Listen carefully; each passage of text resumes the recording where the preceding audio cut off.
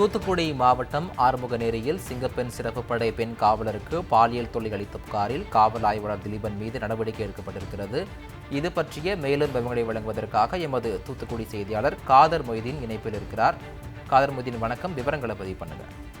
வணக்கம். அதாவது பாத்தீங்கன்னா தூத்துக்குடி மாவட்டம் ஆறுமுகநேரி காவல் நிலையத்தில் ஆய்வாளராக பணிபுரிந்து வருவர் திலீபன். அதே காவல் நிலையத்துல ஒரு பெண் காவலர் பணியாற்றி வராங்க. இவர் தற்போது அமைக்கப்பட்டுள்ள சிங்கப்படை பெண் காவலர் படையில இவரை தேர்வு செய்யப்பட்டு அதுல பணி சேர்வதற்கான நடவடிக்கைகள் தற்போது நடைபெற்று வருவதாக கூறப்படுகிறது.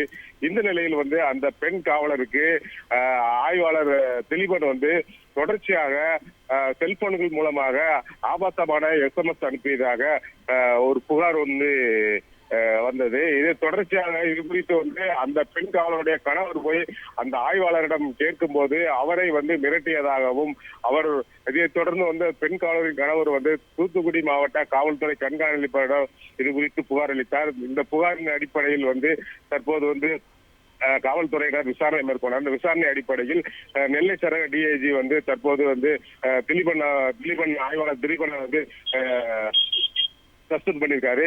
இந்த உத்தரவு என்பது காவல்துறை மத்தியில் பெரும் பரபரப்பை ஏற்படுத்தி, அதாவது பாலியல் தொல்லை என்பதே இங்கே ஒரு பெரும் பரபரப்பாக கூறப்பட்ட நிலையில இப்போ இந்த இதுவும் பரபரப்பை ஏற்படுத்தியிருக்கிறது. தொடர்ச்சியாக பொதுமக்களுக்கு தான் பாதுகாப்பு இல்லை என்ற சூழ்நிலை இருந்து வந்த நிலையும் தற்போது காவல்துறையினருக்குமே பாதுகாப்பு இல்லாத ஒரு சூழ்நிலை தான் இங்கு காணப்படுகிறது.